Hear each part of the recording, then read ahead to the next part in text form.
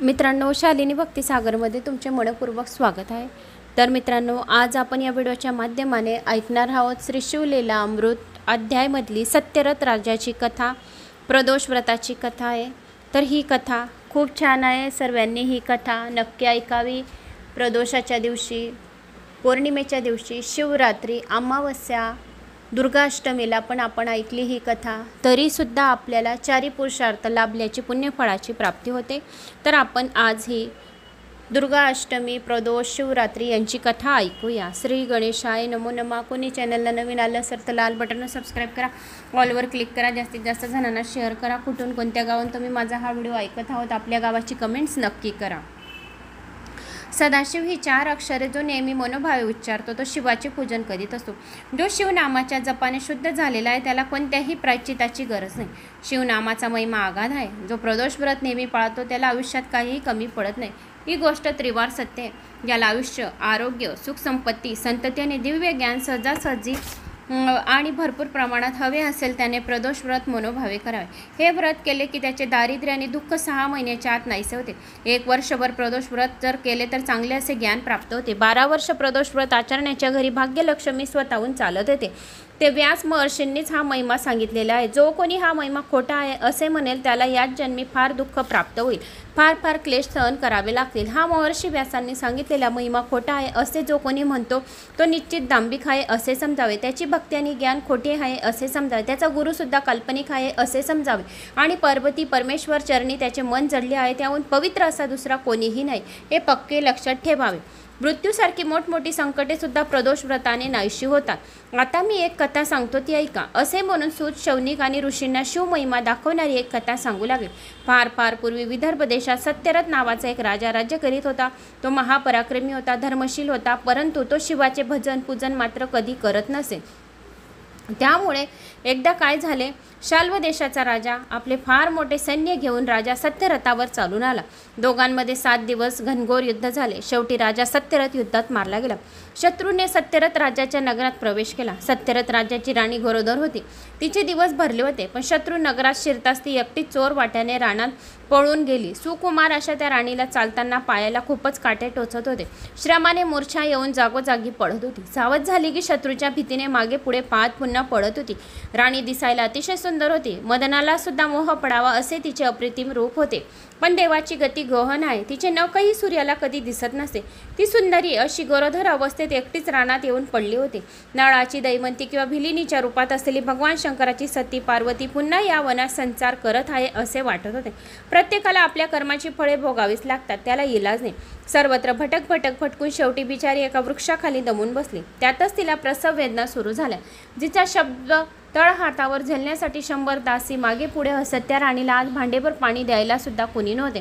तो राणी इंदुमती तेथे जमिनीवर गडाबडा लोळत होती, पाण्यासाठी मोठमोठ्याने टावा फोडत होती। पण ऐकणार कोण? थोड्या वेळात ती त्या झाडाखाली प्रस्तुत झाली। तिला एक सुंदर मुलगा झाला, पण तो आता ती तहानेने व्याकुळ झाली होती, त्यामुळे तिला काही सुचेना। अजान अभरघाला तिथेच त्या वृक्षाखाली सोडून राणी इंदुमती तशाच अवस्थेत बसत उठत जवळ असलेल्या सरोवरापाशी गेली। तिने सरोवराच्या पाण्यात पाय टाकला, मात्र तेवढ्यात एका मगरीने तिचा पाय आपल्या तोंडात धरला व तिला मारून टाकले। बिचारा नवजात राजपुत्र जमिनीवर एकटाच पडला होता आणि जंगलातल्या वृक्षांखाली मोठमोठ्याने रडत होता। त्याच रस्त्याने उमा नावाची एक ब्राह्मण विधवा येत होती। तिच्या कडेवर 1 वर्षाचा लहान मुलगा होता। तिला ही जगात नात्याचे कुणी नव्हते। या चिमण्या बाळाला पाहून तिला मनामध्ये फार दया आली। नाळसुद्धा न कापलेला हा सुंदर बाळ येथे कसा आला तिला काहीच समजेना। हा कोणत्या बरं जातीचा असेल? त्याला आपण उचलून घ्यावे की नाही? आपण उचलून घ्यावे तर या जंगलातील हिंसूपशी याला मारून टाकतील। काय करावे बरं? क्षणभर तिला काहीच सुचेना। त्याला तेवढ्यात एका यतीच्या वेशाने भगवान शंकर तेथे आले। त्यांनी सांगितले, तू हा बाळ जरूर आपल्या घरी ने, याच्यामुळे लवकर तुझा भाग्योदय होईल। हा क्षत्रिय कुमार आहे, तरी पण स्वतःच्याच मुलासारखा तू त्याचा सांभाळ कर, मात्र दुसऱ्या कोणालाही ही गोष्ट सांगू नको। एखाद्या दारिद्र्य माणसाला परीस सापडावा, चिंतामणी, रत्न अशा दारिद्र्य माणसाच्या आपाप पुढ्यात येऊन पडावे किंवा मेलेल्याच्या मुखात आपाप अमृत पडावे, तसा हा बाळ तुला आता सापडला आहे। त्याचे पालन नीट व जीवाभावाने कर, एवढे सांगून शंकर लगेच गुप्त झाले। मग उमेने दोन्ही पुत्र घेऊन प्रवासात सुरुवात केली. स्वतःच्या मुलाचे नाव तिने शुचिव्रत ठेवले व राजपुत्राचे नाव तिने धर्मगुप्त असे ठेवले. दोघांना कडे खांद्यावर घेऊन ती गावात घरोघर भिक्षा मागित असे. कोणी विचारले तर हे माझ्याच पोटचे दोन्ही मुलगे आहेत असे ती सर्व विचारण्यांना सांगत असे. अशा तऱ्हेने दोन्ही मुलांना घेऊन फिरता फिरता ती एक चक्र नावाच्या नगरात आली. तेथे तिला एक सुंदर व मोठे शिवालय दिसले. शिवालयात अनेक थोर ऋषी बसले होते. त्यावेळी तेथे शिवाची आराधना सुरू होती. महान श्रेष्ठ अशा शाडिल्य ऋषीच्या देखरेखीखाली त्या मंदिरात यज्ञयाग सुरू होता. उमा आपल्या दोन्ही पुत्रांसह त्या शिवालयात आली व पूजा पाहत उभी राहिली होती. धर्मगुप्ताकडे आपल्या तेजस्वी डोळ्यांनी निरखून पाहत शाडिल्य ऋषी म्हणाले, अरे रे रे, दैवाची गती किती विचित्र आहे पहा. खरे तर हा राजपुत्र पण आज दीन होऊन गरीब होऊन येथे भिक्षा घेण्यासाठी आपल्यासमोर आलाय. उमेने शाडिल्य ऋषीचे नम्रपणाने पाय धरले व त्यांना म्हटले, महाराज, आपण तर त्रिकाल ज्ञानी आहात. तुम्हाला भूत व भविष्य आणि सर्व काही समजते. महाराज, आपण माझ्यावर कृपा करा आणि याचे आई वडील कोण आहेत, जिवंत आहेत की मेले आहेत हे मला सांगा.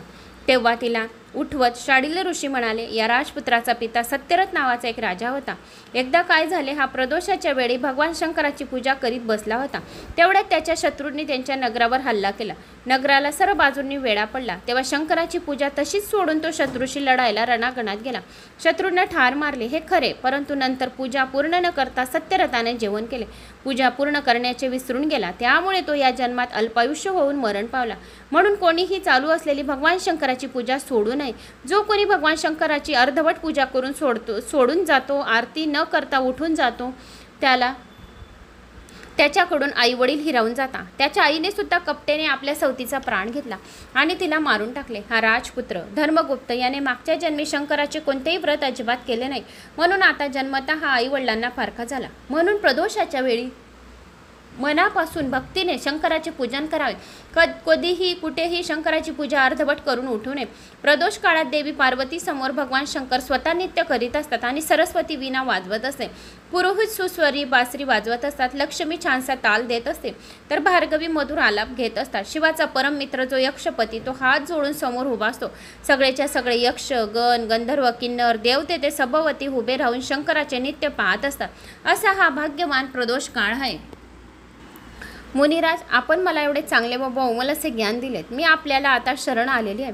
आता माझा हा पुत्र दारिद्र्य का झाला हे सांगा. उमा विनयाने म्हणाली, तुझ्या या पुत्राने मागच्या जन्मी खूप पैसा मिळवला, अन्यायी मार्गाने संपत्ती जमा केली, पण दान मात्र कोणालाही अजिबात केले नाही. शंकराचे पूजनही कधी केले नाही. तसेच तर परअन्न चोरून खाल्ले तर जीभ जळते, दुसऱ्याचा पैसा हिरावून घेतला तर घेणाऱ्याचा हात जळतो. तसेच परस्त्रीशी अभिलाषा धरली तर अभिलाषा धरण्याचे डोळे जळतात आणि अंधत्व येते. हे लक्षात ठेवायला हवे. शाडिल्य ऋषी त्या स्त्रीला उमेला म्हणाले. मग उमेने आपल्या दोन्ही पुत्र आदराने ऋषीच्या पायावर घातले. ऋषींना त्यांना पंचाक्षर मंत्र दिला. ओम नमः शिवाय हा मंत्र दिला. प्रदोष व्रत करा असे सांगितले. पक्ष प्रदोष, शनी प्रदोष, सोम प्रदोष हे जास्त महत्त्वाचे असतात. त्रयोदशीत काही खाऊ नये, सत्कर्म करावे. 3 घटका रात्र झाली की अतिशय भक्तिभावाने शंकराची पूजा करावी. प्रथम गायीच्या शेणाने भूमी सारवावी. नंतर तेथे कर्दळी केळीचा छानसा मंडप तयार करावा. त्यावर सुगंधित फुलांच्या माळा तयार कराव्यात. आपण स्वतः शुभ्र वस्त्र, पांढरे वस्त्रे नेसावे. पांढरे गंध, पांढरी सुवासिक फुले घ्यावीत आणि मग आपल्यासमोर श्री शंकराचे लिंग स्थापन करावे. मनोभावे सांगवी यथाविधी शंकराचे पूजन करावे. दक्षिण भागाला मूर्तकांची पूजा करावी. उजव्या बाजूला अग्नी असावा. याचप्रमाणे गजानन, अष्टमहासिद्धी, अष्टभैरव यांची योग्य प्रकारे मनोभावे पूजा करावी. 8 दिशांचेही पूजन करावे. पूजन झाल्यानंतर पवित्र मनाने शिवाचे ध्यान करावे. तो गौरीनाथ मनाने अतिशय निर्मळ आहे. कोटीचंद्राच्या प्रकाशासारखा अतिशय शीतल आहे. असा सनातन पूर्ण ब्रह्माची पूजा आपण मनापासून व यथासांग केल्याने आपल्या मनातील इच्छित कार्य पूर्ण होते. उमेने समोर ठेवलेला धर्मगुप्त आणि शुचिव्रत या दोघांना ऋषींनी असा उपदेश केला. मग ते दोघंजण काही दिवस एक चक्री नगरातच राहिले. दोघांनी 4 महिने प्रदोषव्रताची मुनींनी सांगितल्याप्रमाणे अगदी मनापासून आचरण केले. शिवपूजेची चोरी करणे तर सर्वात मोठे पाप आहे आणि प्रसाद तीर्थ चोरून घेणे ब्रह्महत्येसारखे मोठे पाप आहे. अशा रीतीने ते दोघंजण शुद्ध मनाने भक्तिभावाने प्रदोषव्रत आचरत होते. एकदा ब्राह्मण पुत्र शुचिव्रत असाच एकटा नदीकाठी फिरत असताना रस्त्यातील त्याच्या समोरची दरड एकदम ढासळली आणि त्यातून एक सुवर्ण मोहरांनी काठोकाठ भरलेला हंडा त्या दरडीमधून बाहेर आला. आपल्या घरी तो हंडा शुचिव्रत घेऊन आला. उमेला फार आनंद झाला.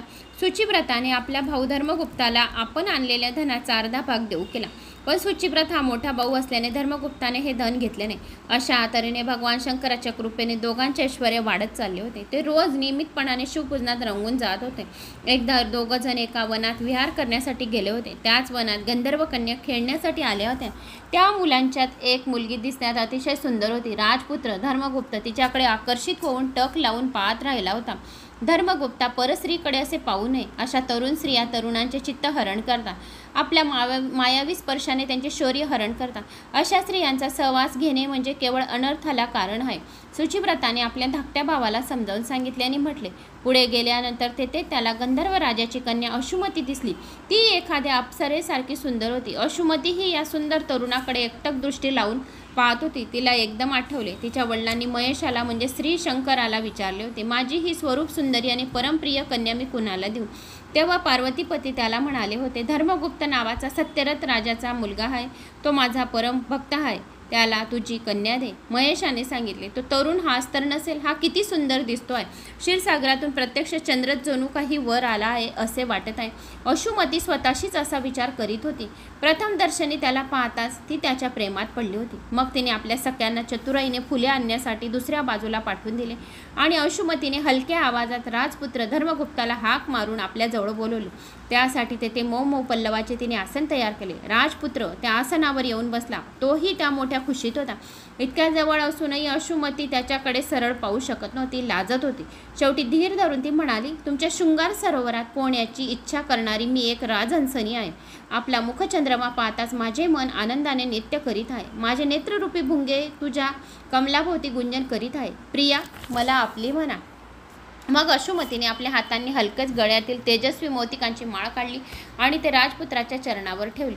तेव्हा धर्मगुप्त म्हणाला, हे सुंदर युवती, मला आई वडील नाहीत. माझ्या वडिलांना ठार मारून माझे राज्य शत्रूंनी लुबाडलेले आहे. मी दारिद्र्य आहे. तुझ्या पित्याला मी पसंत पडणार नाही आणि माझ्यावर विश्वास ठेवा आणि आपण 3 दिवसांनी या स्थळी आपल्या दोघांच्या लग्नासाठी यावे. मी माझ्या पितेला सर्व काही सांगून येथे लग्नासाठी येऊन घेते. असे बोलून तेथून अशुमती चटकन निघून गेली. धर्मगुप्ताने सर्व हकीकत परत येऊन आपल्या भावाला सांगितली. शाडिल ऋषीच्या कृपेचाच हा प्रसाद आहे हे त्याच्या चटकन लक्षात आले. अशा प्रकारे गुरुचरणावर ज्याची श्रद्धा असते त्याला काहीच कमी पडत नाही. अगदी मृत्यूपासूनही गुरु त्याचे रक्षण करतो. दोघं भावांनी सर्व हकीकत आपल्या घरी येऊन आपल्या आईला सांगितली. गंधर्व कन्या अशुमतीने सांगितल्याप्रमाणे 3ऱ्या दिवशी दोघंही पुन्हा त्या वनात गेले. गंधर्व राजा सहपरिवार लग्नाचे साहित्य घेऊन तेथे आधीच आलेला होता. या तरुणांची अधीरतेने वाट पाहत होता. ते दोघे येताच आपल्या सर्व गुण संपन्न असा सुंदर जावई पाहून गंधर्व राजा अतिशय खुश झाला.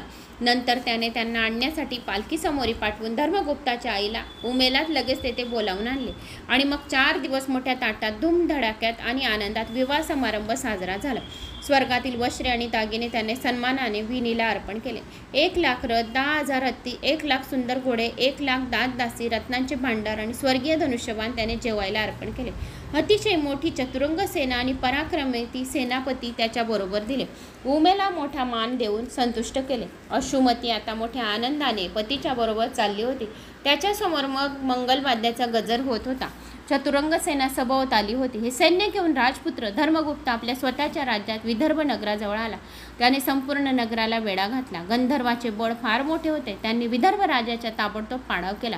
धर्मगुप्ताचे वडील सत्यरथ राजाचा वध करणाऱ्या दुमर्शन राजाला त्यांनी धरून आणले. पण धर्मगुप्ताने त्याला मोठ्या दिलदारपणाने जीवदान दिले. आता देशोदेशीचे राजे आपल्या प्रजेसह कारभार घेऊन विदर्भ नगरीमध्ये दर्शनाला येऊ लागले. मग एक उत्तम असा मुहूर्त पाहून राजगुप्त धर्मगुप्त सिंहासनावर बसला. उमामातेला आणि आपल्या ज्येष्ठ बंधू शुचिव्रताला योग्य प्रकारे मान देऊन धर्मगुप्ताने पुढे 1000 वर्ष उत्तम प्रकाराने राज्य केले. त्याने आपल्या नगरीमध्ये शाडिल ऋषींना मोठ्या मानाने बोलावून आणले आणि 100 पदम मोहरांची गुरुदक्षिणा त्याच्या चरणावर अर्पण केली. अनेक रत्न, अलंकार, वस्त्रे सन्मानाने अर्पण केली. त्याच्या शिवशक्तीमुळे, शिवभक्तीमुळे दुःख, शोक, भांडणे, संकटे, रोग, वैधव्य, मरण हे सर्व त्याच्या राज्यातून पळाले. प्रजा सतत राजाचे गुणवर्णन करीत होती. राज्यातील ब्राह्मण तृप्ततेने राजाला रोज चांगले चांगले आशीर्वाद देत होते. राज्यात सगळीकडे आनंद भरलेला होता. अशुमतीही सुखात राहत होते. 10,000 वर्ष राज्य केल्यानंतर धर्मगुप्ताने उत्तम प्रकारे व समाधानाने आपले सूरज नावाच्या मुलाला आपले राज्य देऊन टाकले आणि शंकराची मनापासून प्रार्थना केली. भगवान शंकरांनी त्याच्यासाठी दिव्य विमान पाठवले. शंकराच्या कृपेने धर्मगुप्त राजाला दिव्य राजदेह प्राप्त झाला. आई, भाऊ आणि पत्नी अशुमतीसह राजा कैलासाला गेला. तेथे शिवदर्शन होताच सर्वांनी त्यांना साष्टांग नमस्कार घातला. भक्तांच्या कैवारी शंकरांनी त्यांना उचलून आपल्या हृदयाशी धरले आणि आपल्या जवळच त्यांना अक्षय पद दिले. असे हे धर्मगुप्ताचे आख्यान जे कोणी नित्य नेमाने वाचतात, ऐकतात, कोणाला शेअर करतात, त्यांच्या सर्व संकट प्रसंगी स्वतः रक्षण शंकर करीत असतो. त्याच्या मागील सर्व पापांचा नाश करीत असतो. जो जेथे जेथे जातील तेथे त्यांना विजय मिळतो. त्यांची सतत समृद्धी वाढत राहते. जो प्रदोष व्रत करतात त्यांना मग मृत्यूचेही भय राहत नाही. ज्याच्या घरी शिवलीला अमृत हा ग्रंथ असतो, या श्रवण कोणी करतं त्याच्या पाठीशी सदैव शंकर उभा असतो. शेवटी त्याला शिवचरणापाशी जागा मिळते. हा ग्रंथ म्हणजे चांगला अशा आंब्याचा विशाल वृक्ष आहे. याचे पारायण केले म्हणजे त्याला 4 धाम यात्रा केल्याचे पुण्यफळाची प्राप्ती होते. आणि हे रसपूर्ण काव्य म्हणजे पाळाच असलेले आंबे आहेत. ज्यांना मुखरोग झालेला असेल त्यांना हे आंबे कधीच आवडणार नाही. मोक्षदायी अशा शिवचरणावर ज्याचा भाव नसेल त्यांना हे आंबे आवडणार नाही. सर्वांनी या गोड आंब्याचा मनापासून रसस्वाद घ्यावा व आपल्या जीवनाचे खरे सार्थक करून घ्यावे. तर अशी ही प्रदोष व्रताची कथा होती मित्रांनो.